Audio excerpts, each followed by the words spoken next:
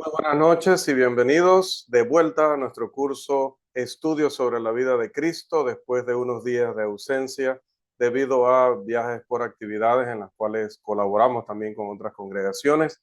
En esta ocasión con los hermanos de Guapiles en Costa Rica, donde tuvimos una experiencia increíble compartiendo con los hermanos, estudiando la Biblia acerca del movimiento de restauración que debemos incluir incluso un estudio al respecto aquí en este canal. Bueno, hay tantos temas pendientes, pero ahora estamos o volviendo a estudios sobre la vida de Cristo, del cual ya habíamos presentado una primera lección y esta noche, este día, presentamos ya la segunda, que lleva por título Fuentes paganas, autores romanos. Recuerde que estamos hablando respecto al punto de si Cristo realmente existió o no.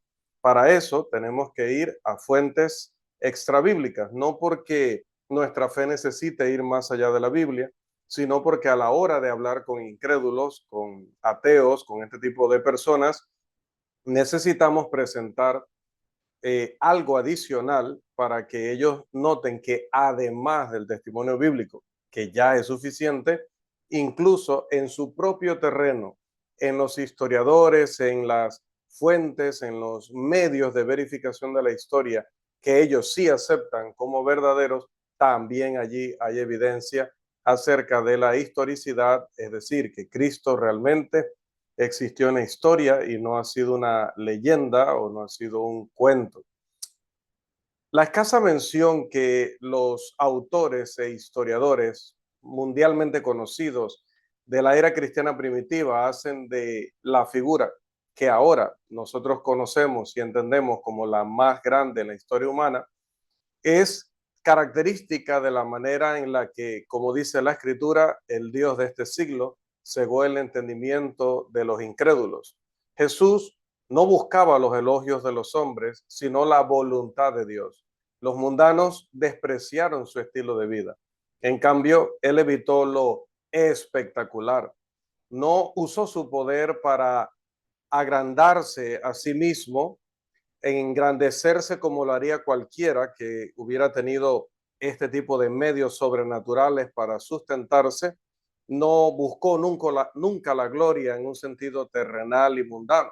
Así que los historiadores de la época pasaron por alto o lo pasaron por alto como alguien insignificante. El apóstol Pablo también en la carta a los Corintios, pero en la primera y el capítulo 1, pregunta: ¿no ha enloquecido Dios la sabiduría de este mundo? Y verdaderamente, como continúa diciendo el autor bíblico en esa carta, lo necio del mundo escogió Dios para avergonzar a los sabios, y lo débil del mundo escogió Dios para avergonzar a los fuertes. Pero la locura de la predicación, como también le llama el apóstol en este contexto, empezó a trastornar el mundo, como diría Lucas allá en el libro de los Hechos. Y los historiadores se vieron obligados a notar el hecho o la realidad del cristianismo y explicar su naturaleza y origen, aunque con un gesto de desdén, de menosprecio. Los escritores existentes o los escritos existentes de los historiadores romanos del primer siglo son muy fragmentarios, es decir, no contamos con las obras completas de ellos, sino con fragmentos, a veces más bien repetidos en otras obras, o lo que se ha logrado rescatar de los escritos originales o de las copias originales de estos escritos. Pero incluso si nuestra posesión de estos libros de los autores romanos fueran extensas, definitivamente que las referencias a Jesús de Nazaret no serían tan amplias, no serían tan, perdón, abundantes. Recuerde que quién era Jesús. En primer lugar, acabamos de decir, era de Nazaret, una ciudad totalmente insignificante, no solo en Israel, sino a nivel mundial o del mundo conocido en ese momento. También era ciudadano de una provincia remota del imperio, allá la provincia de Judea, muy al oriente. También recordemos que era líder de un pueblo o era líder popular en medio de un pueblo conocido como turbulento o un pueblo problemático que también por esto era despreciado por los ciudadanos romanos. También recordemos que nuestro Señor, su vida fue breve, fue trágica, pasó mucho tiempo compartiendo con los pobres y los desafortunados, fue repudiado por su propia gente y, como bien sabemos, fue asesinado por su propio pueblo. De esta manera, despreciaría un historiador romano del primer siglo los informes que le llegaran sobre un personaje con esta biografía, desde su punto de vista terrenal y mundano, obviamente. Desde Roma sería natural también desechar los relatos que tuvieran que ver con milagros de Jesús, como, bueno, otro más de los fraudes que se oyen en el día a día. Si aquel mismo compatriota de Jesús llegó a preguntar, ¿de Nazaret puede salir algo bueno? Entonces vamos a considerar algunos de los historiadores, de los pocos historiadores que mencionan algo sobre Jesús, ver cómo hacen esa mención y explicar un poco acerca de ello. Vamos a empezar con el más importante, por lo menos de los que mencionan a Jesús, y este es Tácito, uno de los historiadores más destacados de Roma, Publio Cornelio Tácito, que vivió del 55 al 117 después de Cristo. Tácito, en su obra Anales, que son escritos en los primeros años del segundo siglo, describe el incendio de Roma en el año 64 después de Cristo, como cuenta cómo se acusó a el emperador Nerón de haber iniciado ese fuego. Y vamos a leer el reporte o parte del reporte que Tácito en su obra Los Anales va a detallar. Dice, para sofocar el rumor, Nerón acusó falsamente y castigó con los más agudos tormentos a personas que, ya odiadas por sus actos vergonzosos, se llamaban comúnmente cristianos. El fundador de ese nombre, Cristo, había sido ejecutado por el procurador Poncio Pilato en el reinado de Tiberio. Pero la superstición mortal, aunque reprimida por un tiempo, brotó de nuevo, no solo a través de Judea, donde este mal tuvo su origen, sino también a través de la ciudad, es decir, de Roma, a donde fluyen todas las cosas horribles y viles de todas partes y son fomentadas. En consecuencia, primero fueron arrestados los que confesaron, luego por su propia información, una gran multitud fue condenada, no tanto por el crimen del incendiarismo, como por odio hacia la humanidad.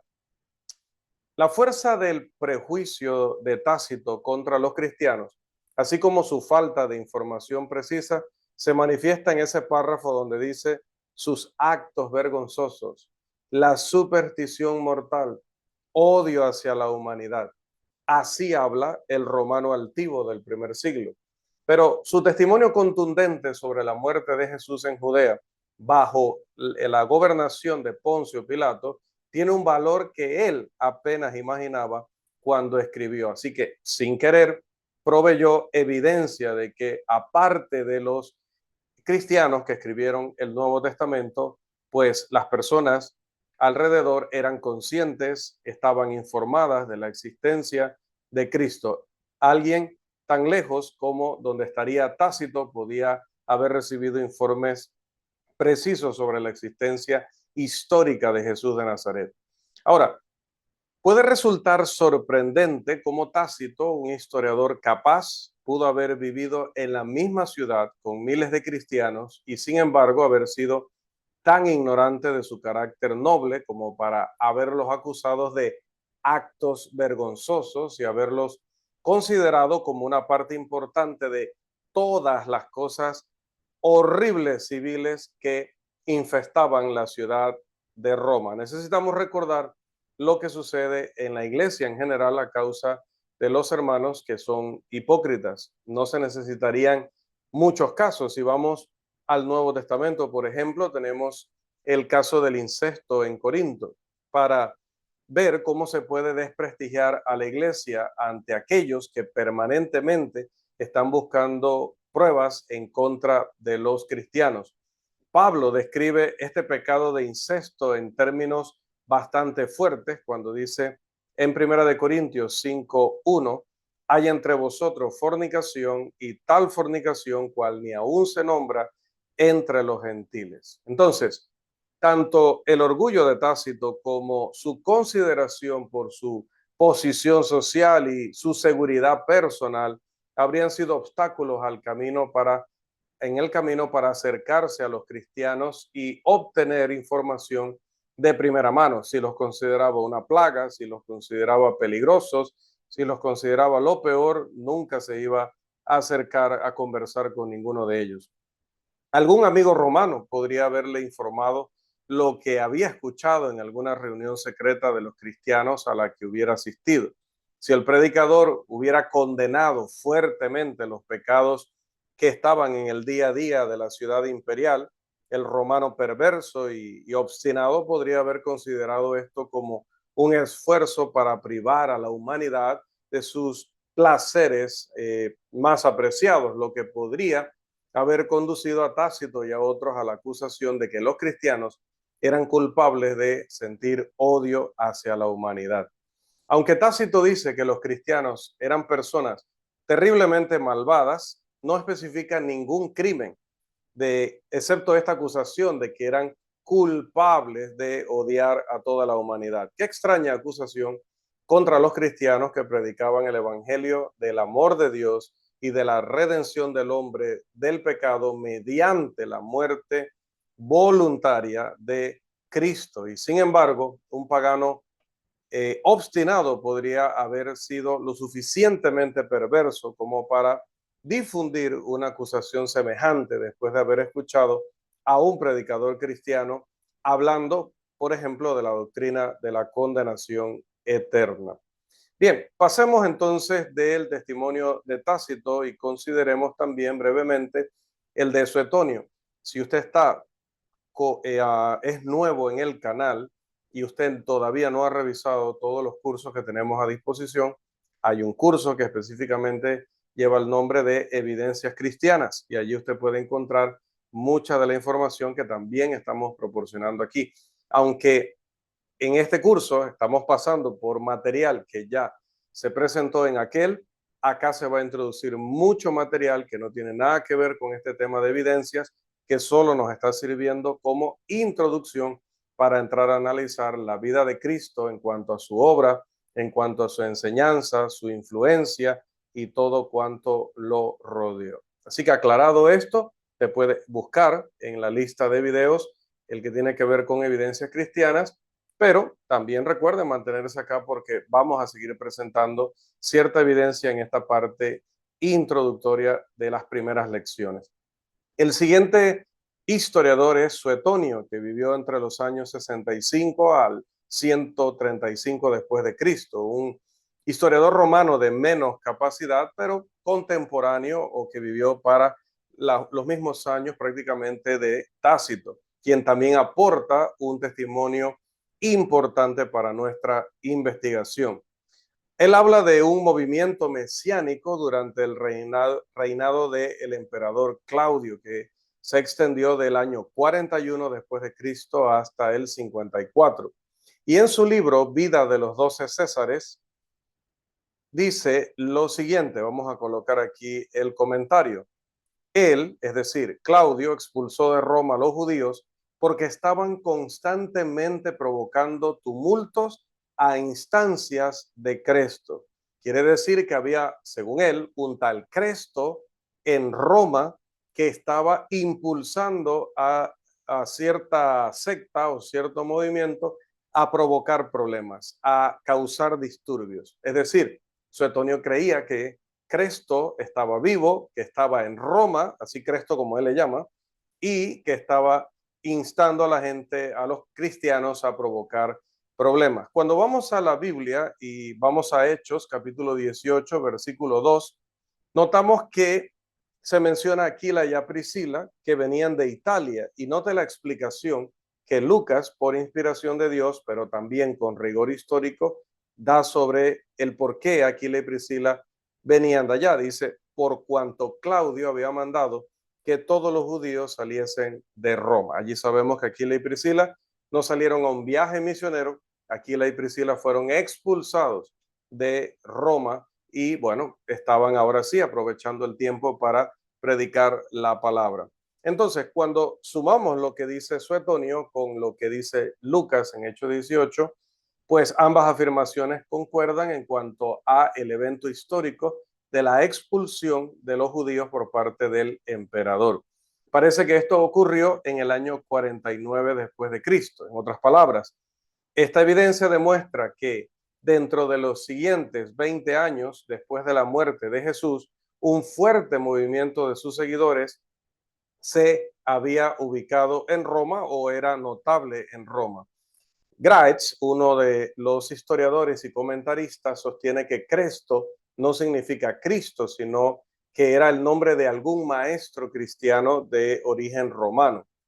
Pero la evidencia histórica, los testimonios de muchos autores de los primeros siglos, pues apuntan a que no existía ningún Cresto, ningún hermano de nombre Cresto en Roma, y mucho menos estaba instigando a los hermanos a hacer absolutamente nada. Así que a pesar de esta teoría de Graetz o la teoría de algunos también teólogos radicales que dicen que Cristo era un nuevo Mesías que estaba alborotando a los judíos cristianos en Roma, pues nada de eso tiene evidencia. Eso es solamente una suposición, simplemente porque Suetonio no dice Cristo, sino Cresto. Pero los judíos en Roma estaban divididos, evidentemente, por la disensión en torno a la predicación del Evangelio de Jesús. Entonces, Suetonio comete el error de suponer que la figura mesiánica responsable de esa conmoción y de la expulsión estaba realmente presente en Roma en ese momento. Sin duda, malinterpretó el nombre Crestus debido a la confusión entre Cristo y el adjetivo griego Cresto. Es posible, ¿verdad? No sabemos exactamente por qué lo escribió mal o si lo hizo a manera de burla también. Suetonio no fue ni de lejos tan buen historiador como Tácito, pero su error al suponer que Cristo estaba en Roma en ese momento, causando problemas entre los judíos, podría tener una explicación relativamente simple. Al igual que Tácito, sin tener información de primera mano, es decir, no se relacionaba con los cristianos y por las mismas razones que Tácito, Suetonio podría haber escuchado el informe de algún amigo que le contó: oye, mira que una vez estuve en una de esas reuniones clandestinas y uno de esos miembros allí se levantó y dijo que Cristo estaba presente. Yo no vi a esta persona que llaman Cristo, nadie me lo señaló, pero este orador dijo que Cristo siempre estaba presente, incluso si solo había dos o tres de ellos reunidos en su nombre. Y luego se levantaron otros oradores y también dijeron lo mismo. Evidentemente, esta persona que llaman Cristo se está manteniendo incógnita, en secreto, pero está visitando todas esas reuniones siempre pendiente de todo. Por supuesto que si alguien le contó las cosas así a Suetonio, pues habrá redactado su informe o su reporte de la situación en los términos que lo hizo. Bien, avancemos, hablemos de uno más, hablemos de Plinio el Joven. Plinio el Joven, autor y orador romano, no tenemos información precisa, pero se cree que pudo vivir entre el 62 y el 114 después de Cristo. Era gobernador de Bitinia en Asia Menor alrededor del año 112 después de Cristo. Él escribió al emperador romano Trajano pidiendo consejos sobre qué hacer con los cristianos en su provincia. Él ofrece una imagen valiosa de los cristianos de principios del segundo siglo. La declaración más significativa de la carta de Plinio es la siguiente. Dice él: afirmaban que la suma de su culpa o error era reunirse en un día fijo antes del amanecer y cantar abiertamente un himno a Cristo como a Dios, y comprometerse con un juramento a no incurrir en maldad, ni cometer robos, hurtos, adulterios, ni falsificar su trabajo, ni renegar de las confianzas que les eran encomendadas. Al terminar estas cosas, era su costumbre retirarse y al reunirse nuevamente tomar alimentos, hombres y mujeres juntos, pero de manera inocente. Otra vez, un testimonio de ese grupo que sigue a un personaje específico llamado Cristo. Muy importante. Bien, vamos a el siguiente testimonio. Testimonio del historiador Luciano de Samosata. Se cree que vivió entre los años 125 al 180 después de Cristo. Era un retórico, conferencista, autor, maestro del ingenio y de un sarcasmo mordaz. El Mark Twain de su época, le han llamado algunos. Afirma él que el fundador de la religión cristiana fue un hombre que fue clavado en un poste en Palestina y aún era venerado porque así había sido, porque él había establecido un nuevo código moral. Así que, a pesar de hablar de manera tan despectiva de Cristo, otra vez un historiador romano vuelve a enfatizar la realidad del personaje histórico. Ahora, ¿cuál es el valor de esta escasa evidencia? Declaraciones casuales de hombres famosos del mundo romano. Simplemente esto, hermanos, amigos, establece de manera absoluta a Jesús de Nazaret como una figura histórica, una figura real en la historia. Esta evidencia no es necesaria para quienes aceptamos la Biblia como históricamente verdadera. Sin embargo, ha surgido una escuela de críticos radicales del texto bíblico que insisten en llamarse a sí mismos cristianos, pero que niegan la existencia de un hombre como Jesús. La cuestión ha sido debatida acaloradamente en Países Bajos, antiguamente conocida como Holanda, en Alemania, Inglaterra y en instituciones educativas radicales en los Estados Unidos de América. El profesor Mackintosh de la Universidad de Yale publicó en 1926 un libro titulado en español, se traduciría su nombre al español, La razonabilidad del cristianismo, en el cual él argumenta extensamente que la creencia en la historicidad de Jesús no es indispensable, lógicamente, para el ejercicio de una fe esencialmente cristiana o para vivir una vida esencialmente cristiana. En otras palabras, lo que quiere decir Mackintosh es que, creo que se pronuncia Mackintosh, es que si Jesús nunca existió en realidad, nunca existió en absoluto, según él, aún podríamos defender y mantener la fe cristiana. Su argumento ilustra brillantemente lo que deberíamos nosotros escribir para responderle a él, un libro llamándose La irracionalidad de los modernistas. Pero no solamente personas de este país, de ese país, sino también los judíos han aprovechado la oportunidad de unirse, o los mal llamados judíos hoy día, han aprovechado la oportunidad de unirse a estos modernistas en negar que Jesús haya nacido alguna vez. Y uno de ellos es Moffat en su libro Vida de Jesús para Todos. Él escribe lo siguiente. Un rabino estadounidense mencionó el otro día a Jesús como un hombre cuya existencia misma es negada por muchos eruditos gentiles. El rabino Weiss desató una tormenta entre sus cultos amigos judíos cuando declaró que por lo menos él ya no podía sostener la opinión de Moffat y otros de que Jesús nunca existió. Una acalorada discusión siguió sobre la opinión judía ortodoxa de una persona como Jesús, a la cual ellos han considerado siempre que nunca fue real, como flechas disparadas al azar, pero saltando hacia un blanco invisible las referencias informales y despectivas de todos estos escritores romanos enemigos u hostiles contra el cristianismo y contra Jesús, hablando acerca de la persona de Jesús de Nazaret y de sus seguidores, traspasan esa incredulidad superficial y el prejuicio estúpido de esta negación de los modernistas de la existencia de nuestro Señor Jesús.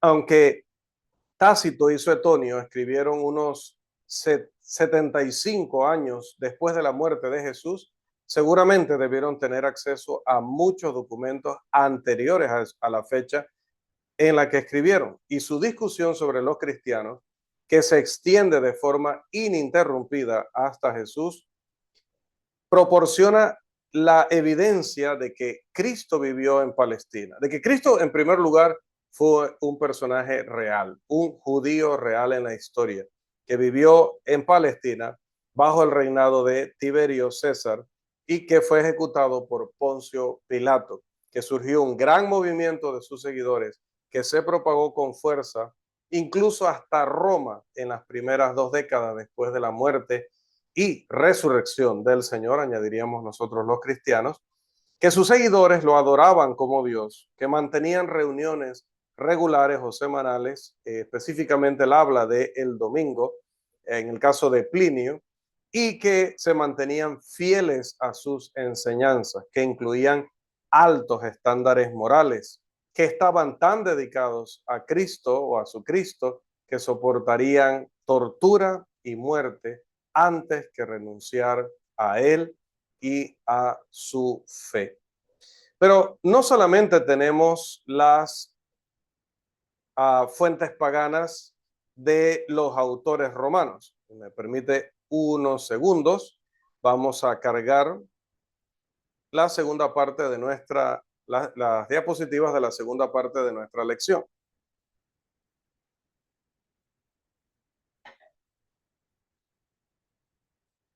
Y en estas vamos a considerar también brevemente las fuentes judías que también, sin querer queriendo, como dicen en el país de nuestro hermano Miguel, confirmaron también con sus escritos, incluso con sus burlas, con cualquier manera ofensiva en la que hablaron de Jesús, que por lo menos sí estaban seguros de que había existido, aunque claro, opinaban de él barbaridades. El primero de ellos, vamos a mencionarlo, aunque él no escribió sobre Jesús, es Filón de Alejandría, el gran filósofo judío que fue contemporáneo de Jesús, pero no hace mención de él en sus escritos. Esto no es sorprendente, considerando que él vivía fuera de Palestina, nos referimos a Filón, y que su dedicación fue exclusiva al tema de la filosofía, para lo cual no iba a dedicar tiempo ni interés a asuntos religiosos o que él considerara religiosos políticos. El segundo, dentro de las fuentes, recuerde, judías, pero de incrédulos, ¿no? Personas que no eran creyentes, tenemos al famoso Josefo o Flavio Josefo, quien vivió del año 37 al 100 después de Cristo. El famoso historiador judío criado en Jerusalén durante los convulsos días del surgimiento de la iglesia cristiana. En su obra más importante, conocida o traducida al español como Antigüedades de los Judíos, narra la historia de los judíos desde sus inicios hasta la Gran Guerra del año 66 después de Cristo. Esperaríamos un relato completo de Jesús en su historia. Sin embargo, debemos decir que Flavio Josefo fue influenciado por el prejuicio común de los judíos contra los cristianos, que era especialmente amargo después de la caída de Jerusalén, cuando escribió Josefo sus anales también de la historia. Además, él escribió durante el reinado del emperador Domiciano, cuando los judíos estaban siendo violentamente perseguidos. Estaba él intentando escribir una defensa o una apología del pueblo judío para lectores romanos, y no desearía mencionar a los cristianos que eran tan despreciados bueno, no iba a decir por sus conciudadanos, pero no, que eran tan despreciados, bueno, sí, por sus conciudadanos incrédulos, pero me refería a por sus lectores, que en este caso eran los romanos. Él realiza un esfuerzo laborioso por evitar el tratamiento de ideas mesiánicas y de los movimientos de los judíos, un tema político que muy seguramente le iba a acarrear desaprobación a su obra. Pero, ¿qué encontramos importante dentro de los escritos de Flavio Josefo? Bueno, en primer lugar, la mención de Juan el Bautista. Voy a reubicarme aquí para que usted también pueda tomar foto o capturar si está viendo desde el teléfono o en la computadora el texto completo. El siguiente párrafo del libro Antigüedades de los Judíos describe el resumen que hace Josefo del ministerio de Juan el Bautista. Él dice, algunos judíos creían que la destrucción del ejército de Herodes provenía de Dios y muy justamente, como castigo por lo que hizo contra Juan, quien fue llamado el Bautista, porque Herodes lo había ejecutado, aunque era un hombre bueno, y había ordenado a los judíos ejercer la virtud, tanto en, o sea, aquí hay un cambio y se refiere a Juan el Bautista. Note, voy de nuevo, porque Herodes lo había ejecutado, aunque era un hombre bueno. Y Juan el Bautista, o sea, el mismo hombre bueno, había ordenado a los judíos ejercer la virtud, tanto en la justicia mutua como en la piedad hacia Dios, y así acudir al bautismo, ya que el bautismo sería aceptable para Dios si lo utilizaban no para expiar algunos pecados, sino para la purificación del cuerpo, siempre que el alma estuviera totalmente purificada de antemano por la rectitud. Ahora bien, muchos acudieron a él, pues se sintieron grandemente conmovidos al escuchar sus palabras. Herodes, temiendo que la gran influencia que Juan tenía sobre la gente pudiera llevar a alguna rebelión, pues el pueblo parecía dispuesto a hacer lo que él aconsejara, consideró mucho mejor al ejecutarlo prevenir cualquier daño que pudiera causar e impedir meterse en dificultades al perdonar a un hombre que podría hacerle arrepentirse de su indulgencia cuando ya fuera demasiado tarde. Por consiguiente, fue enviado preso como resultado del carácter receloso de Herodes a Maqueronte y allí fue ejecutado. El evidente conflicto que tiene este relato de la muerte de Juan el Bautista con el Nuevo Testamento, en algunos aspectos, muestra que no podría ser una invención. La descripción de Juan como un hombre bueno, evidentemente está escrita en términos que sus lectores romanos podrían entender. Su afirmación de que el bautismo era para la purificación del cuerpo muestra lo lejos que estaba del significado de este rito practicado por Juan. Deliberadamente o a propósito evita mencionar la predicción que hizo Juan el Bautista sobre la venida del Mesías y por lo tanto deja sin explicar el entusiasmo de las multitudes a las que alude. Igual a esto, al enfatizar el celo político de Herodes por la autoridad romana y el buen gobierno como razón para matar a Juan, y omitiendo las razones personales que sabemos que tenían que ver con la denuncia que Juan el Bautista había hecho de la relación inmoral de Herodes con la mujer de su hermano Felipe. Ahora, si seguimos buscando dentro de los escritos de Josefo, encontramos uno que a veces ha sido utilizado mucho por parte de los cristianos para probar, entre comillas, que Flavio Josefo se había convencido de que Cristo era verdaderamente el Hijo de Dios y que el cristianismo era la religión verdadera. Pero esta referencia que vamos a leer de Flavio o de Josefo, hay que tener mucho cuidado con ella porque nunca ha sido aceptada por ninguno, no por ninguno, no, por ninguno de los mejores académicos. Siempre ha estado bajo sospecha porque es que mire cómo describe él a Juan el Bautista, tratando de no involucrarse con Juan, tratando de no usar ningún término cristiano o similares a los que usaba Juan, solo reportando los hechos de una manera muy impersonal y luego cuando va Jesús ya verá usted cómo lo describe. Entonces, la primera referencia a Jesús en Antigüedades de los Judíos de Flavio Josefo ha sido descartada por muchos eruditos debido a que se considera una falsificación cristiana. Cuando le digo falsificación, usted dirá, pero ¿qué pasa? Si eran cristianos, ¿por qué falsificaban estos documentos para hacer creer que estos escritores o estos autores estaban defendiendo el cristianismo? Bueno, hermano, amigo, sea quien sea que haya escrito esto, fue una falsificación. O sea, la evidencia apunta que fue una falsificación. Y si fue un cristiano, pecó. Y si fue un cristiano de muchos siglos después, que ya, entre comillas, ya no era ni cristiano, porque no había sido agregado a la iglesia del Señor, no había obedecido el plan de salvación, sino que se había hecho miembro de alguna secta o se había hecho miembro de aquella iglesia imperial que nada tenía que ver con la iglesia del Nuevo Testamento, entonces pues de que pecó, pecó. Miren, vamos a ver lo que dice esta parte de los escritos de Flavio Josefo. Joseph Klausner, que es un erudito judío de Jerusalén, él ha defendido que realmente Josefo escribió esto y que no fue una falsificación.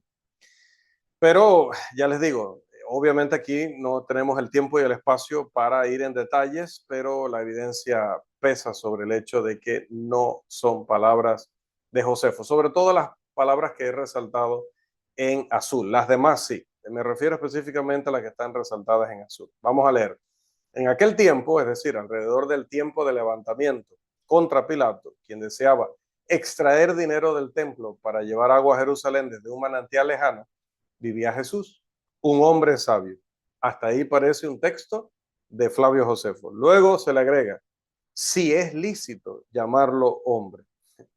Entonces continúa Josefo, porque era un hacedor de obras maravillosas, un maestro de hombres que reciben la verdad con placer. Él atrajo hacia él a muchos judíos y muchos gentiles. Y aquí va otra adición. Él era el Mesías. Ahora retomamos a Josefo.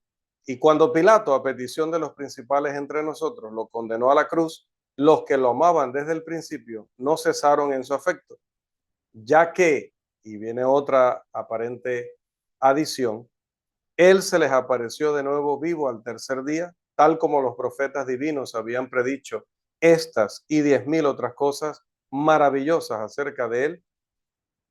Eso puede ser una añadidura, pero luego retomamos a Josefo y la estirpe de los cristianos, llamada así por él, aún no se ha extinguido. Ahora, todo el pasaje es dudoso, pues no es probable que un judío que rechazara a Jesús escribiera esas declaraciones. Todos los manuscritos existentes de Josefo lo contienen, pero Orígenes, quien escribió y vivió entre los años 185 al 254 después de Cristo, afirma que Josefo no creía que Jesús fuera el Mesías o el Cristo, lo que parecería indicar que el pasaje anterior no estaba en el original de Antigüedades. Eusebio, el historiador de la iglesia del siglo IV, es quien cita este pasaje de Antigüedades, presentándolo, como les decía, como evidencia a favor de Jesús de Nazaret. Pero no necesitamos que diga esto de que él creía que era el Mesías, que resucitó al tercer día y se les apareció. No, suficiente con que quitando todo lo que usted ve en azul, Flavio Josefo reconoce que Jesús era un personaje real de la historia y dice muchas cosas que confirman el relato del Nuevo Testamento. Ahora, esta no es la única referencia que tenemos de Josefo sobre Jesús. Sobre la segunda referencia de Josefo a Jesús no puede haber duda en cuanto a su autenticidad. Narra cómo Anás, ¿recuerdan a Anás, el sumo sacerdote?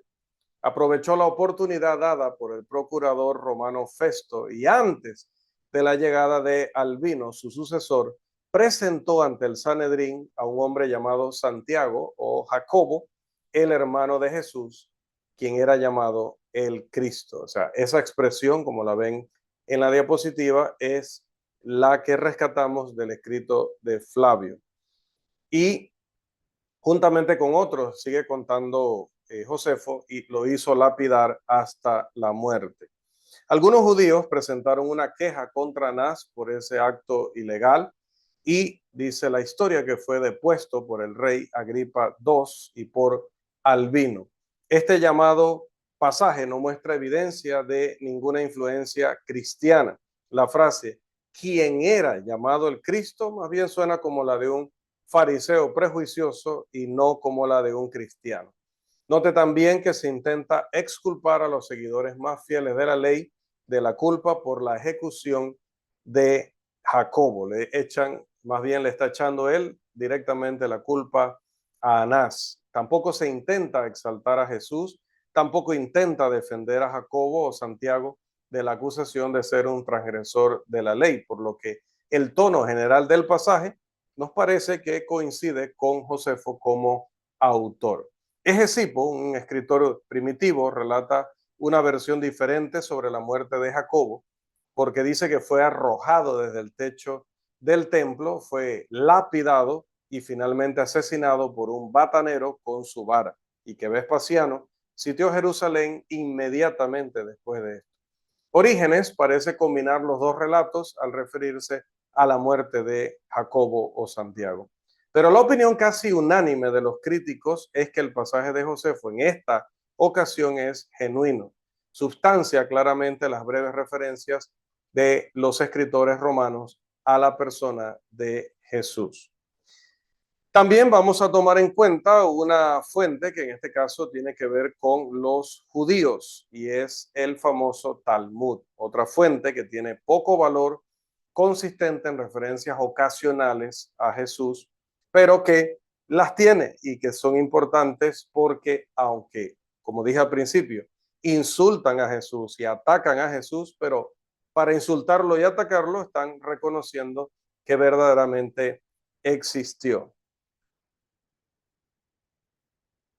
Como digo, este libro o esta colección de varios libros tiene referencias ocasionales a Jesús y Talmud, para que lo tengamos allí en nuestras notas, significa instrucción o doctrina.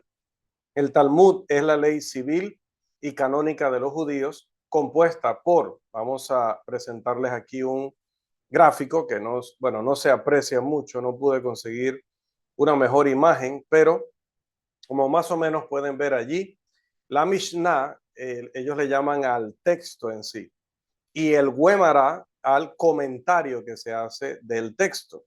La Mishnah es la recopilación interminable de tradiciones orales que los escribas judíos habían tejido en torno al texto del Antiguo Testamento o a la ley del Antiguo Testamento.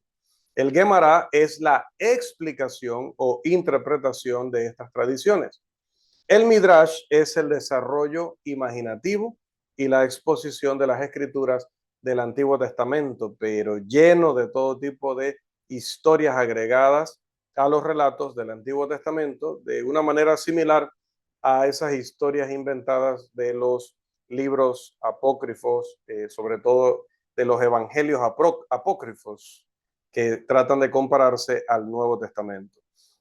Cuando estudiamos un libro maravilloso, que voy a ponerlo aquí, ya lo he colocado en otro curso para que lo veamos, lo identifiquemos y si podamos lo compremos, todo predicador, todo estudiante serio de la Biblia debería adquirir, y no estoy recibiendo comisión por esto, la obra de Alfred Edersheim, porque es maravilloso, es un erudito judío pero que hace una recopilación de todo lo que dice allí, las costumbres judías, cómo hacían las cosas los judíos, y es increíble la luz que te puede dar cuando vas a leer el texto bíblico. Bueno, Edersheim dice del Talmud lo siguiente, vamos a leer lo que está allí al lado, dice, si imaginamos algo que combine informes legales, un Hamsa rabínico y notas de un club de debate teológico,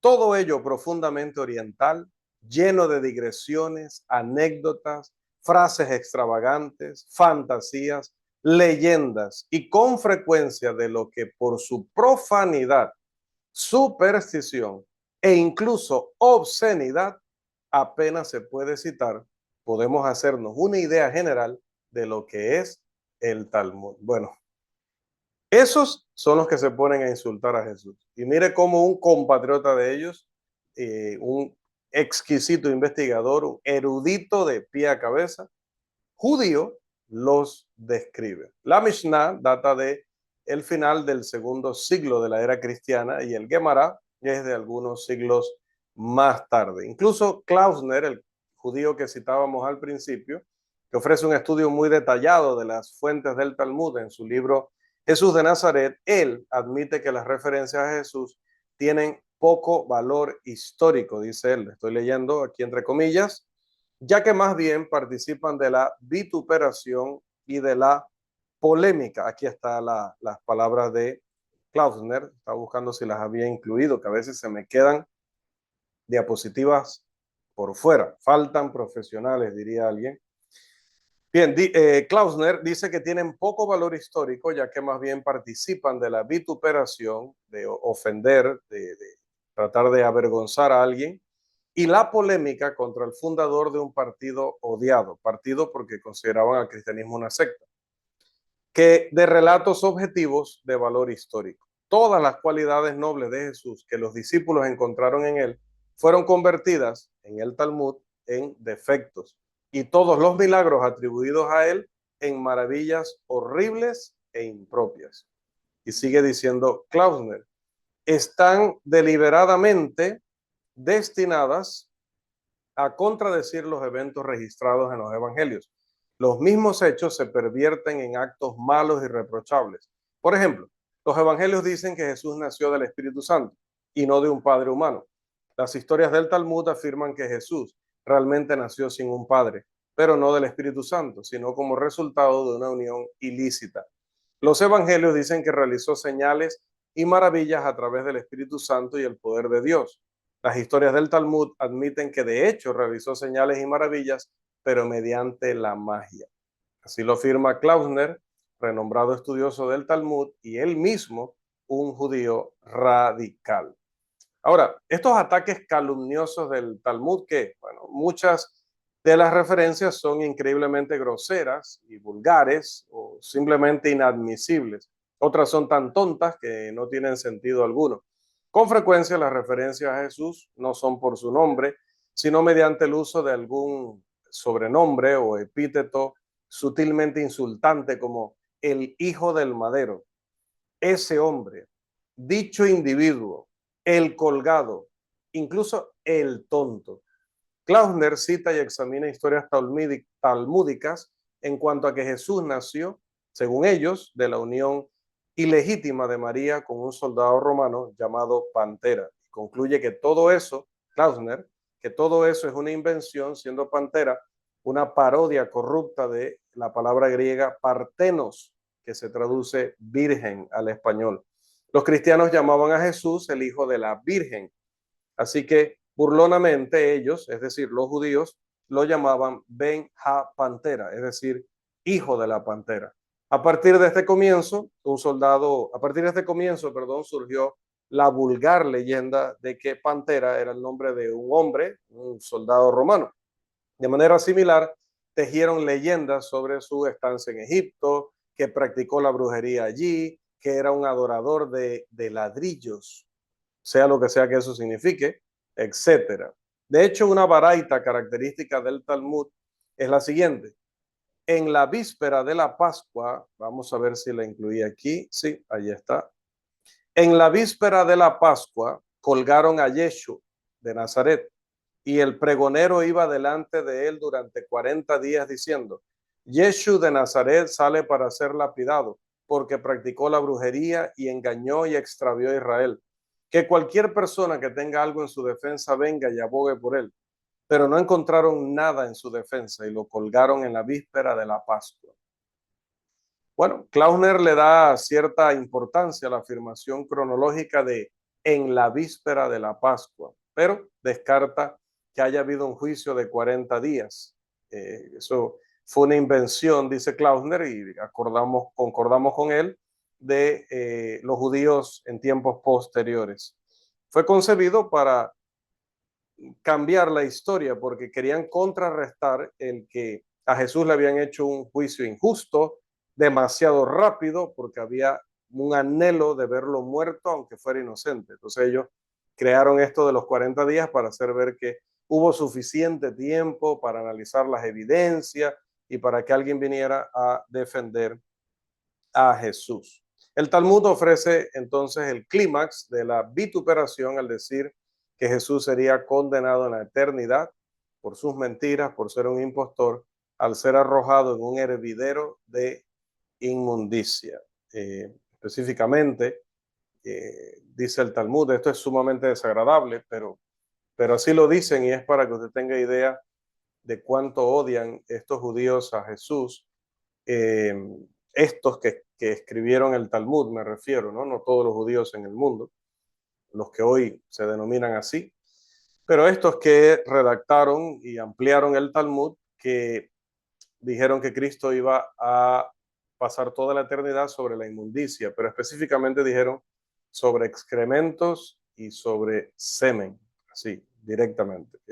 Su menosprecio de Jesús es una cosa que nos hace entender por qué el Señor en una ocasión dijo que hay personas que ya su pecado no les será perdonado. No porque Dios no les pueda perdonar, no porque la sangre de Cristo no pueda limpiar ese pecado, sino porque bajo ninguna circunstancia pedirán perdón nunca, ni buscarán perdón nunca.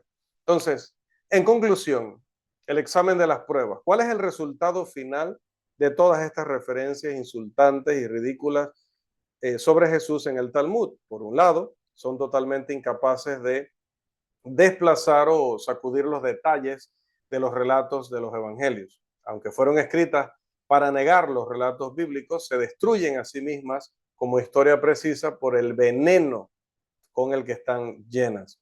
Klausner intenta desesperadamente usarlas, a veces para desacreditar el relato de los evangelios. Con una gran muestra de imparcialidad, Klausner descarta las historias talmúdicas como simples leyendas de odio y luego sutilmente intenta cambiar cosas de los evangelios en la misma balanza. La insinuación parece ser, si él, un judío, está dispuesto a admitir como un mito lo del nacimiento virginal y lo de o la historia de María y Pantera queriendo reemplazar el relato del nacimiento virginal, y que él no está de acuerdo con eso, de que haya habido un nacimiento ilegítimo de Jesús, entonces él cree que también el cristiano debería aceptar o estar de acuerdo con él en decir que Jesús no era el Hijo de Dios, sino simplemente un buen hombre, un gran hombre, pero el hijo de José y María y ya.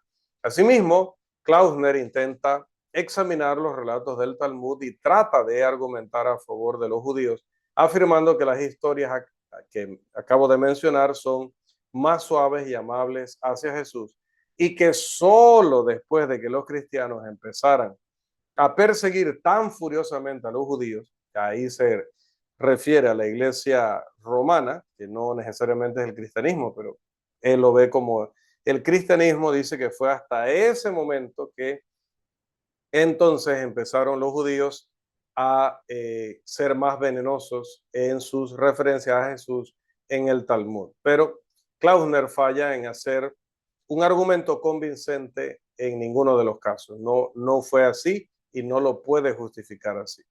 Los registros de los evangelios brillan con una luz clara, celestial, que no puede ser empañada. Leer las historias del Talmud, leer incluso los evangelios apócrifos y leer Mateo, Marcos, Lucas y Juan, la distancia entre estas literaturas y la literatura bíblica es abismal. Y el intento de mostrar que la actitud inicial de los líderes judíos hacia Jesús era amable fracasa porque esos judíos amables, según Klausner y otros, crucificaron a Cristo. Y por todo lo que vemos en el Nuevo Testamento respecto a la reacción de los judíos por la existencia de la iglesia y que los cristianos siguieran predicando a Cristo. El hecho de que los rabinos judíos, desde finales del primer siglo en adelante, hayan intentado tantos ataques contra Jesús, ayuda a probar la realidad de su vida terrenal. Aquí hay otro grupo hostil de escritores que se unen inconscientemente a los escritores romanos en sus referencias de desprecio a Jesús, pero dando testimonio, a pesar de ellos mismos, de que él era verdaderamente un personaje histórico al que conocemos como Jesús de Nazaret.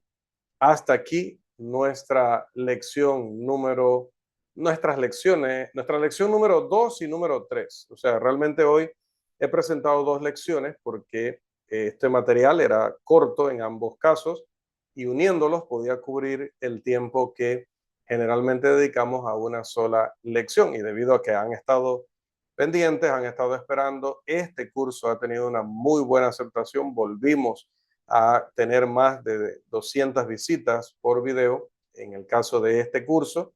Entonces era importante presentar el material en el tiempo que ya tenemos acordado y que pudiéramos ver ambas evidencias juntas. Así que lecciones número 2 y número 3 cubiertas hasta aquí. Si Dios nos da vida, salud y oportunidad, continuaríamos la próxima semana. Que el Señor les siga bendiciendo ricamente.